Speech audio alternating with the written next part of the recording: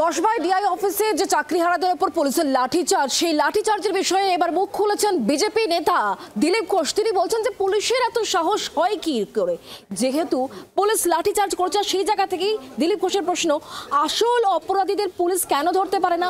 শিক্ষকদের সঙ্গে কেন অপরাধীর মতো ব্যবহার করা হচ্ছে? তোপ দেখেছেন এভাবেই প্রাক্তন বিজেপি সাংসদ দিলীপ ঘোষ।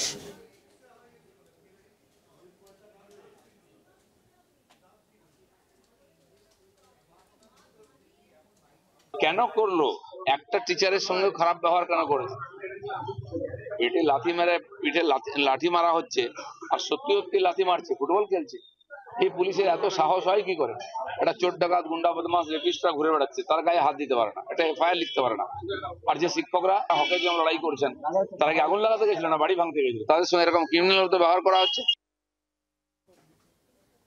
দিলীপ ঘোষের মন্তব্য শুনলেন। আর এই মন্তব্যের পরিপ্রেক্ষিতে বিজেপি নেতা, বিজেপি রাজ্য সভাপতি সুকান্ত মজুমদারের বক্তব্য শোনাবো, এবং তারই সঙ্গে কুণাল ঘোষ তৃণমূল কংগ্রেস নেতা, তার বক্তব্যই বাকি শোনাবো।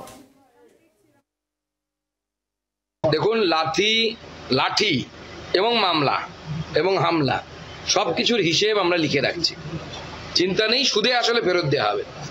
তৃণমূল কংগ্রেস যেদিন সরবে তার পরেই আমরা এই যোগ্য অযোগ্যদের, যদি এই সমস্যা সমাধান করতে না পারে এই সরকার, সমস্যা আমরা সমাধান করব। শুধু তাই নয়, যারা চুরি করেছে প্রত্যেকটা চোরকে জেলের ভেতরে ঢোকানোর গ্যারান্টি হচ্ছে আমাদের। যাদবপুরে যখন অধ্যাপক এবং প্রাক্তন উপাচার্য আমাদের শিক্ষা ব্যবস্থায় ওম প্রকাশ মিশ্রকে এই রামবামের ছাত্ররা পেছন থেকে গিয়ে খুব বিসদৃশ, কুৎসিত, নোংরাভাবে পদাঘাত করলো পেছন থেকে, সেটার তো নিন্দা হলো না।